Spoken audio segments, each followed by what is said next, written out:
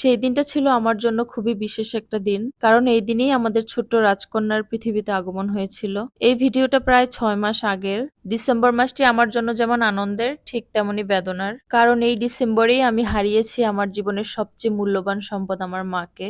তাই এই বছর মেয়ের জন্মদিন নিয়ে কোনো পরিকল্পনাই ছিল না। শুধু ওর হাসিটুকুর জন্য একদম ঘরোয়া পরিবেশে ছোট্ট করে যতটুকু সম্ভব আয়োজন করেছিলাম। আর সেই সুন্দর মুহূর্তগুলোকে ভিডিও করে রেখেছি, যাতে স্মৃতি হয় চিরদিন থেকে যায়। অনেকদিন থেকে আনায়া চাচ্ছিল যে ওর ফ্রেন্ডদেরকে নিয়ে বার্থডে সেলিব্রেট করবে।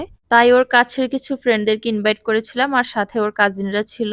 সব ফ্রেন্ডদেরকে ইনভাইট করার ইচ্ছা ছিল, কিন্তু তখন সেরকম মন মানসিকতা ছিল না, সেজন্য আর করা হয়নি। মাকে হারানোর পর পুরো দুনিয়া উলটপালট হয়ে গেছিল আমার। কোনো কিছুতেই স্বাভাবিক হতে পারছিলাম না, মন দিতে পারছিলাম না। কিন্তু কি আর করার, জীবন তো চালিয়ে যেতেই হবে। কেক কাটা শেষ, এখন কেকের উপরে টপিংস গুলো ওরা কি সুন্দর করে নিয়ে নিয়ে খাচ্ছিল, দেখতে খুবই ভালো লাগছিল মাশাআল্লাহ। কেক কাটা শেষে আমি টেবিলে খাবার দিয়ে দিয়েছিলাম, তখন অলরেডি অনেক রাতও হয়ে গেছিল।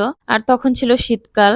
খুব বেশি আয়োজন করতে পারিনি খাবারের, অল্প কিছু আয়োজন করেছিলাম।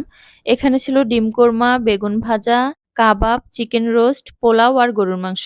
ডেজার্ট আইটেমও আমি তেমন কিছু বানাতে পারিনি, শুধু একটা পুডিং বানিয়েছিলাম আর পিৎজা বানিয়েছিলাম। আর কেকটা নিয়েছিলাম আমার মেয়ের পছন্দের। খাওয়া দাওয়া শেষে বাচ্চারা নিজেদের মতো খেলা করছিল, আনন্দ করছিল। মাশাআল্লাহ, কি সুন্দর ওরা হাত ধরে ঘুরে ঘুরে রাইমস বলতেছিল।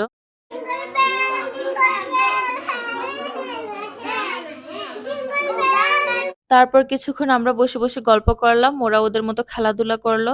তারপর সবাই সবার বাসায় চলে গিয়েছিল। তার ফ্রেন্ডদের কাছ থেকে, কাজিনদের কাছ থেকে অনেক গিফট পেয়েছে, সেগুলি আনপ্যাক করে একটা একটা করে দেখছে। আনায়া গিফটগুলো খুবই পছন্দ করেছে।